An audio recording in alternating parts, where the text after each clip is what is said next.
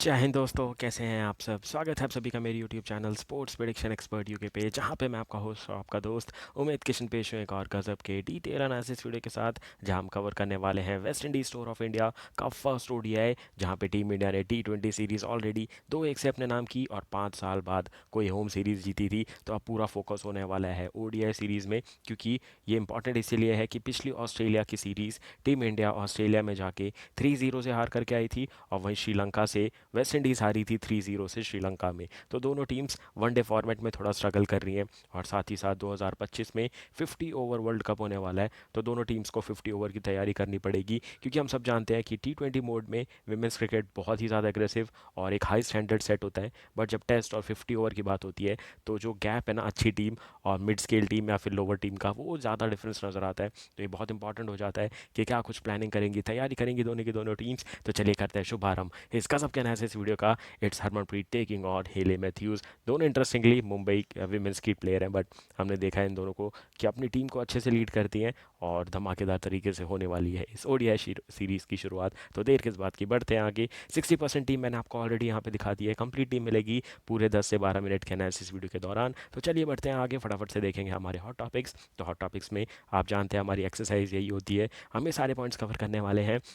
Match preview बता चुका हूँ अभी पिछले 1 से 1.5 मिनट में। Then team news, expected playing 11, pitch and ground report, player stats, fantasy cricket tips, grand league और स्मॉल लीग की best choice, and finally my prediction section में लेकर के जाइएगा मेरी final team based on my complete research and complete analysis. तो ये सारी चीज़ें कवर होने वाली है एकदम रोमांचक तरीके से, तो सीट ये पेटियाँ बांध लीजिए। We are ready to fly. Top right corner पे दिखेगा आपको मेरा टेलीग्राम चैनल, इंस्टाग्राम, फेसबुक का लिंक। तो लोगो है, फटाफट से चैनल को सब्सक्राइब कर लीजिए, और हम बहुत क्लोज है 3,000 सब्सक्राइबर की। तो फटाफट से 3,000 सब्सक्राइबर फैमिली कंप्लीट करवा दीजिए और जुड़ जाइए यूके फैमिली के साथ। और फटाफट से बढ़ते हैं आगे, देख लेते हैं दोनों टीमों का सीरीज़ का शेड्यूल क्या है, और उसके बाद प्लेइंग 11 क्या होने वाली है, पिच एंड ग्राउंड रिपोर्ट क्या है, सब कुछ एक एक करके। तो हमने जैसे देखा वनडे सीरीज़ शुरू होने वाली है 22 दिसंबर से, दूसरा वनडे 24 को, एंड तीसरा होने वाला है 27 दिसंबर को। 3 T20 2-1 से इंडिया जीत चुकी है। तो ये तीनों वनडे वडोदरा में खेले जाएंगे, तो ट्रैवल नहीं करना है, तो फटाफट से तीनों वनडे सेम वेन्यू पे खेले जाने वाले हैं। इसके बाद बढ़ेगा कारवां आगे कि क्या स्क्वाड सिलेक्शन हुआ है फॉर ओडीआई सीरीज़। यहाँ पे इंटरेस्टिंग फैक्ट ये है कि वेस्ट इंडीज़ ने बहुत दिमाग लगाया, वनडे और T20 की सेम टीम भेज दी है, और वही 15-17 प्लेयर दिखने वाले हैं। वह इंडिया ने अपने स्क्वाड में चेंजेस किए हैं। और सबसे बड़ा सवाल जो कि मैं भी कमेंट सेक्शन में पढ़ रहा हूँ साथ साथ, तो वही देख रहा हूँ कि क्या हरमनप्रीत कौर फिट है। हरमनप्रीत कौर सेकेंड T20 में ही फिट हो चुकी थी, थर्ड T20 खेलने के लिए रेडी थी पूरी तरीके से। बट उनको मैच प्रैक्टिस के दौरान, वार्म अप के दौरान अभी भी फील हो रहा है कि वो 100% रिकवर नहीं हो पाई हैं, तो उन्हें 3 T20 नहीं खेले थे। अब बारी है पहले ओडीआई की। ये भी डिसीजन 22 तारीख की सुबह लिया जाएगा कि क्या हरमनप्रीत कौर खेलने वाली है या नहीं। मेरे हिसाब से मोस्टली वो खेलेंगी फर्स्ट वनडे। और अगर बैटिंग आ गई टीम इंडिया की पहले, तो हो सकता है बैटिंग करे, बट फिर वही जैसे फील्डिंग के टाइम पे स्मृति आ गई थी, वैसा कुछ देखने को मिल सकता है। या फिर 100% फिट है, तो पूरे आपको पहले वनडे के दौरान देखने को मिल सकती है हरमनप्रीत कौर। बाकी स्क्वाड की अगर बात करें, तो हरमनप्रीत कौर कैप्टन है, स्मृति मानधाना वाइस कैप्टन है, तो वो नहीं आई, तो स्मृति खेलने वाली है एज अ कैप्टन। देन आपको दिखेंगे राधिका रावल, जो कि मैं बोल रहा हूँ बहुत तगड़ी प्लेयर है, और इनको बहुत जल्दी से, जैसे हमने देखा था नीतीश कुमार रेड्डी को मेंस क्रिकेट में फास्ट फॉरवर्ड किया गया था, वैसे प्रतिका रावल को फास्ट फॉरवर्ड करके लाया गया है वुमेंस टीम में। दैन जेमिमा रॉड्रिगेज, हरलीन देओल को फिर से मौका मिलेगा, क्योंकि यहाँ पे शफाली वर्मा फिर से नहीं है। दैन ऋचा घोष एंड उमा छेत्री दो विकेट कीपिंग ऑप्शन रहेंगे। देन आपको तेजल सासाबिन्स दिखेंगी, देन दीप्ति शर्मा, मीनू मानी, प्रिया मिश्रा, देन तनुजा कनवर, तिता सांधु, सायमा ठाकुर एंड रेणुका सिंह ठाकुर। तो ये बहुत अच्छा और लगभग सिमिलर स्क्वाड है जो T20 में था। एक दो एडिशन होंगे, बैटिंग ऑर्डर में थोड़ा चेंज होगा। 50 ओवर फॉर्मेट है, तो हमने देखा था 3 नंबर पे हरलीन आई थी ओपनिंग करने स्मृति के साथ, हो सकता है उमा छेत्री आए जैसा उन्हें T20 में किया था। फिर 4 पे हम देखेंगे कि हो सकता है अगर फिट है हरमन तो वो आएंगी, वरना जैमी दिखेंगी। फिर 5 से ऋचा घोष ये सब आना शुरू हो जाएंगे, तो लगभग प्लेइंग 11 भी वैसी ही हो सकती है, बट एक दो प्लेयर ज़रूर रिप्लेस होने वाले हैं, जैसी हमने T20 में देखा था उसके कंपैरिजन में। बात करेंगे वेस्ट इंडीज़ की, तो हेले मैथ्यूज दिखेंगी विद शैम्यूल कैम्पबेल, फिर आपको दिखेंगे डिएंड्रा टॉटिन, एलियांका एलियन जिनने थर्ड एंड फाइनल T20 खेला था, दैन शिमल कॉर्नल, एफी फ्लैचर, इन पे ध्यान दीजिएगा, ये 10 ओवर के बॉलिंग में काफ़ी ज़्यादा इफेक्टिव है।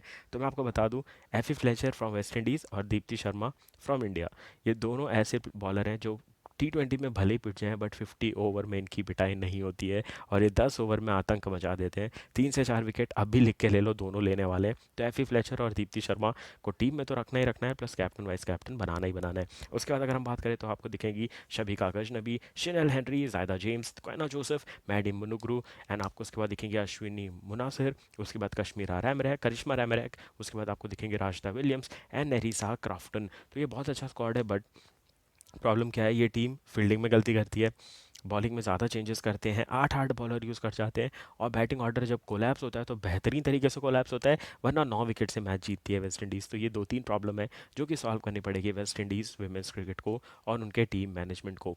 बढ़ते फटाफट से आगे देख लेते हैं कि क्या प्लेइंग 11 निकल के आएगी and pitch and ground report रह सकती है। तो बात करेंगे पहले पिच एंड ग्राउंड रिपोर्ट की। तो आप देखेंगे रिलायंस स्टेडियम वडोदरा में खेले जाने वाला ये मैच, जहाँ की अगर मैं पिच की बात करूँ तो बेल्टर, मतलब बैटिंग के लिए जन्नत होने वाली है पूरी तरीके से।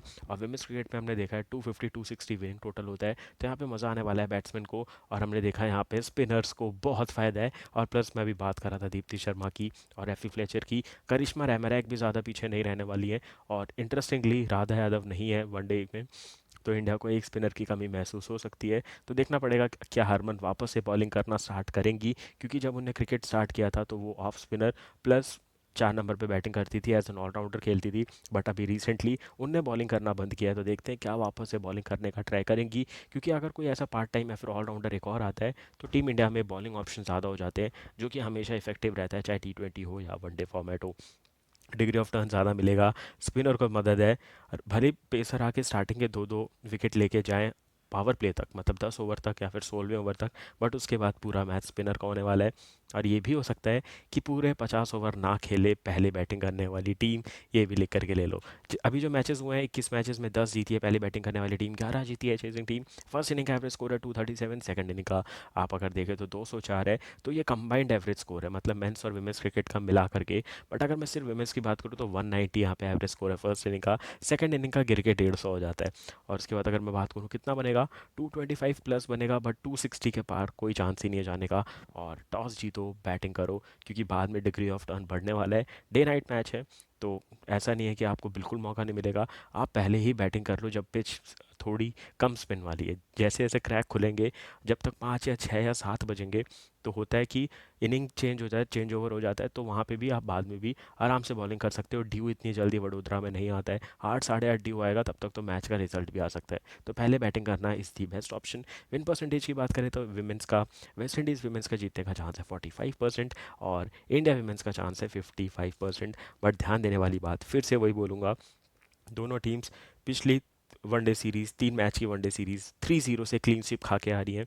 ऑस्ट्रेलिया से इंडिया हारा था और वेस्ट इंडीज़ श्रीलंका से हार के आया था। तो ये इंपॉर्टेंट होगा बैक ऑफ द माइंड रखना कि भाई पीछे जो हुआ उसको भुलाना है, बट उनसे इंप्रूव करके वापस आना है। बढ़ेंगे आगे, देख लेते हैं सबसे इंपॉर्टेंट चीज़ जो कि है player stats for both the teams. तो अगर शुरुआत करेंगे पिछले वनडे सीरीज़ की, तो वहाँ स्मृति मानधाना ने शतक जड़ा था। 3 मैचों में 122 रन, 105 था हाई स्कोर, एक शतक लगाया था इनने। और वहाँ पे Jemimah Rodrigues 3 matches 82 run, 43 high score. Richa Ghosh 3 मैचों में 70 रन, 54 था इनका हाई स्कोर, और एक अर्धशतक इनका आया था। हरलीन देओल को 3 नंबर का स्पॉट मिला था, बट 3 मैच में सिर्फ 70 रन बना पाई थी ऑस्ट्रेलिया में, 39 था इनका हाई स्कोर। हरमनप्रीत कौर 3 मैचों में 67 रन, 38 था इनका हाई स्कोर। देन मीनू मानी 2 मैचों में 54 रन, 46 था इनका हाई स्कोर। ये 6 के 6 प्लेयर आपको खेलते हुए नज़र भी आने वाले हैं। बस एक चीज़ हो सकता है, अगर हरमन लास्ट मिनट तक फिट नहीं हुई तो वो नहीं खेलते हुए नजर आएंगे आपको। बात करेंगे बॉलिंग में, तो अरुंधति रेड्डी 4 विकेट लेकर के गई थी। देन रेणुका सिंह ठाकुर के 4 विकेट थे, साइमा ठाकुर के 3 विकेट थे, प्रिया मिश्रा के 3 विकेट थे। प्रिया मिश्रा नाम याद रखिएगा, ये आगे चलते हुए बहुत ज़्यादा विकेट्स लेने वाली है, क्योंकि प्रॉपर बॉलर है, और हमने देखा इनको WPL से लेकर अब तक बहुत ज़्यादा अच्छा प्रोग्रेस है इनका।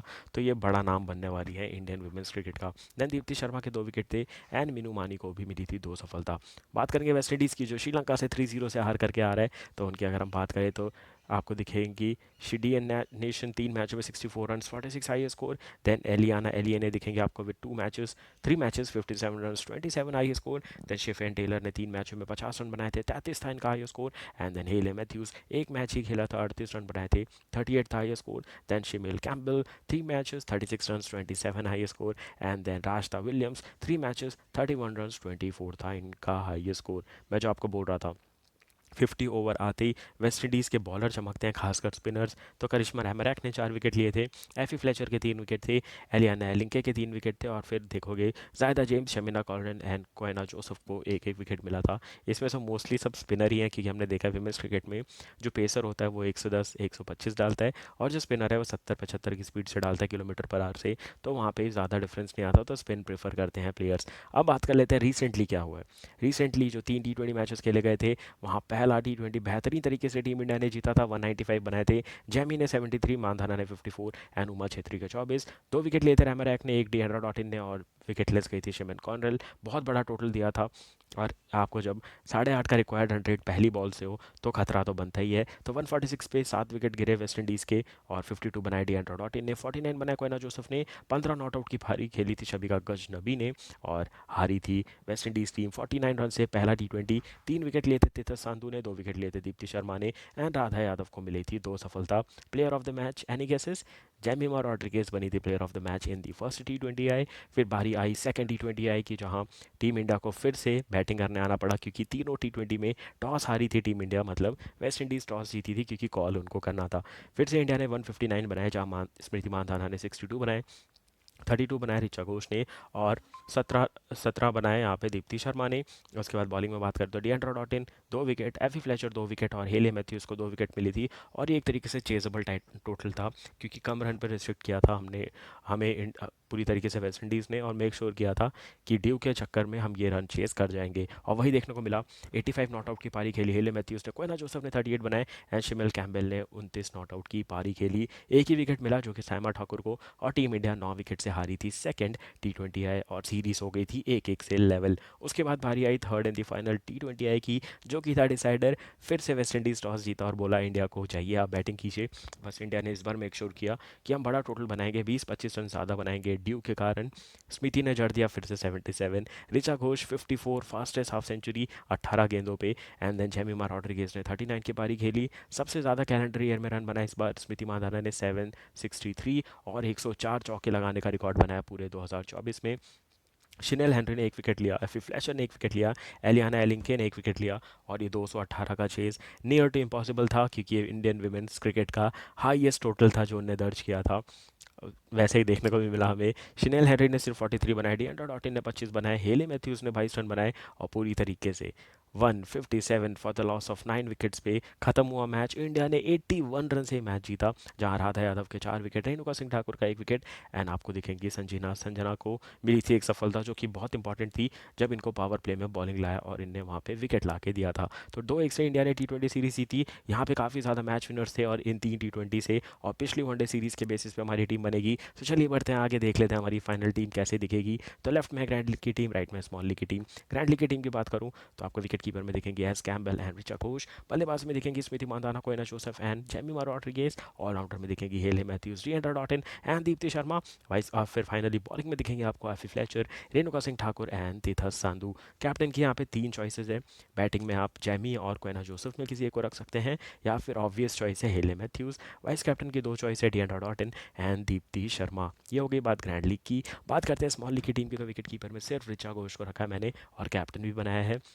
फिर बैटिंग में अगर आप देखें तो हरमन स्प्रीति, कोयना जोसेफ है, जेमिमा रॉड्रिगेज। आप चाहें तो यहाँ पे एक बैट्समैन कम करके एक बॉलर बढ़ा सकते हैं, या फिर ऑलराउंडर बढ़ा सकते हैं। ऑलराउंडर में है Hayley Matthews, Deepti Sharma and Shinelle Henry. Bowling में दिखेंगे आपको Afy Fletcher, Saika Thakur and Renuka Singh Thakur. Captain की एक चॉइस ऑलरेडी बता चुका हूँ, ऋचा घोष। दूसरी रहेगी स्मृति मानधाना, जो कि गजब के फॉर्म में है। वाइस कैप्टन की यहाँ पे 2 चॉइस दिखेंगी, एफी फ्लेचर एंड शिनेल हेनरी। तो फटाफट से टीम बना करके रेडी हो जाइए। धमाकेदार तरीके से टीम इंडिया शुरुआत करेगी इस ओडीआई सीरीज़ की, 1-0 से करेगी पहला वनडे अपने नाम, और हम भी जीतेंगे गजब की ग्रैंड लीग, चाहे स्मॉल लीग खेलें या ग्रैंड लीग। तो फटाफट से टीम बनाइए, ग्रैंड लीग जीतिए और पैसे कमाइए। तो मिलूंगा बहुत जल्द आने वाले सेकंड और थर्ड वनडे मैचेस के एनालिसिस के साथ। Then India versus Australia fourth test का एनालिसिस लाइव जा चुका है, और साथ ही साथ बीबीएल चल रहा है पैरेलली, जहां धमाकेदार ग्रैंड लीग जीत रहे हैं तो हम।